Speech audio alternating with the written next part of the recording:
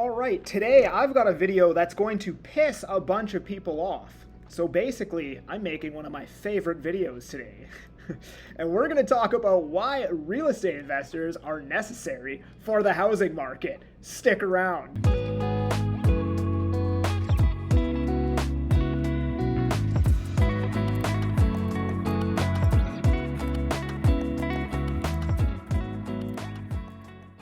Alright, I got an article for you cats today. Subscribe to the channel, by the way. Stop bashing housing investors. Canada desperately needs them. If not the investors, who will pay to maintain and own housing for millions of Canadians?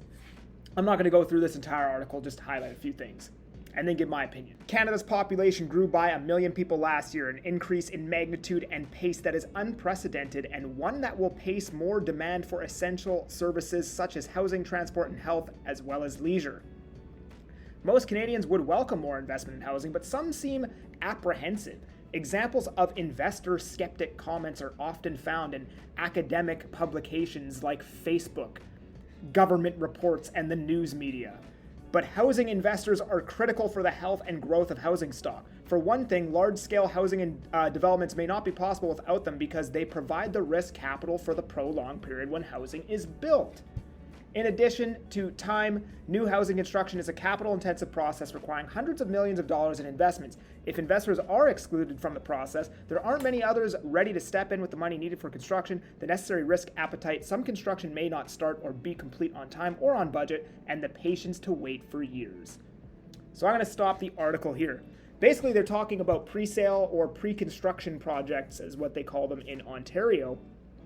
The majority of purchasers on pre-sale or pre-construction are investors. I don't know the exact amount, but if I had to guess, I'm going to say it's upwards of 60%. 60% or higher is, the buyer pool for pre-sale product. Unless we're talking about townhomes, that number is probably lower, but for condos, I would conservatively guess it's probably 60%. And here's the thing, developers need to sell out a certain percentage, usually 60 to 70% of the units within a certain time frame, usually about a year, to secure financing. So imagine what would happen if we got rid of 60% of the buyer pool. None of these developers would hit their minimum sale units to be able to secure financing. None of them would.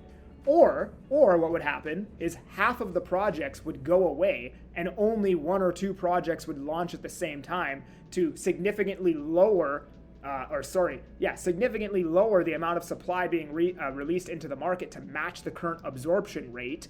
And then developers would probably hit the requirements to secure financing. So basically what would happen is you take away all the investor capital, it would probably result in way less projects being built out, which would then result, because obviously there's not enough buyers to be able to fund all the projects, what would happen is in 2 years, there'd be way less supply coming to market. That would push up rental rates and prices, most likely. A lot of people complain that investors swallow up the available housing stock, and this actually pushes up rents and prices.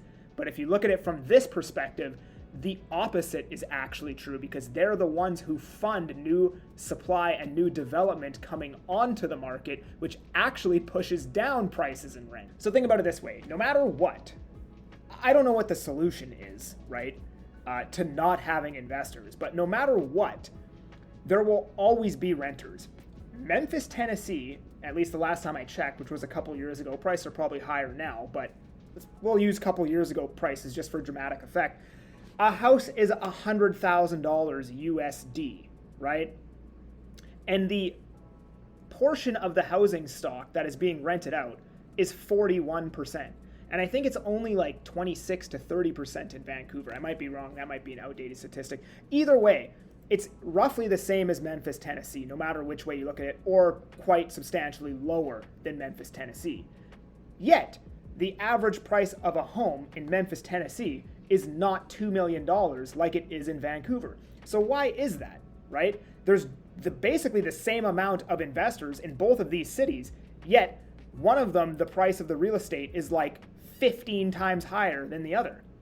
It's simply because the demand for Vancouver vastly, I don't know if that's the right word to use, vastly outpaces the supply within that city, causing the prices to be as high as what they are right now. Now, there are speculators, which people are foolishly lumping together. They're calling speculators and investors the same thing. They are not.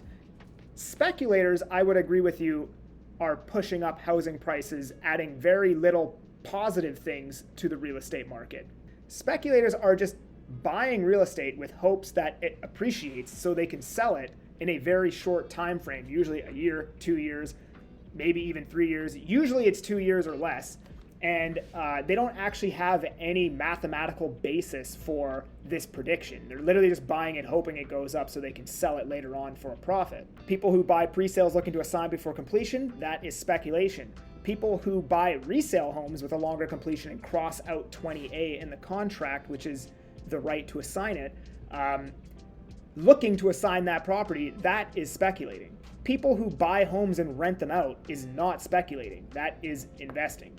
People will also confuse speculating with flipping. Again, not the same thing. Speculating, flipping, and investors are 3 different types of people. Flipping is not speculating. You actually have a mathematical basis for what you're trying to do. People who flip homes already have their numbers figured out before they buy the home, and they can roughly guess or guesstimate, or whatever word you want to use, how much profit is going to be in that home after all of the expenses and the renovations. And they're actually providing a really needed service into the market. They're buying a rundown, dilapidated home that most people couldn't even buy with regular financing because the home is such a piece of crap. They are investing all of their money into the home to renovate it, make it look beautiful, so some other buyer can now enjoy. Right? Like if you were living in a block and there was this one piece of crap house in the neighborhood that was boarded up and they never cut their lawn or anything, you'd probably be praying that some flipper comes and buys this home and fixes it up and makes it look beautiful again so your neighborhood looks nice, right? But not only that, the new purchaser of the home, if they wanted to buy, let's just say they could get financing on it, even if they could get financing on that home, they would still have to pay for the renovations out of their own pocket via a line of credit or cash, which 90% of buyers don't have. After it's been all renovated, put back on the market, this allows the new buyer to actually leverage and get a loan for the full amount of the renovations and the home and everything. So flippers actually provide a very valuable service to the market as well. We need people taking all this old, crappy housing stock and revitalizing it into new, beautiful housing stock. And I've talked about this a million times on other social platforms. Investors push down the price of rent. If there were no investors, the price of rent would be astronomically high because there would be no units to rent and all the renters would be fighting over the units that are available, right? It wouldn't just be that home prices would be like 80% less because there's no investors.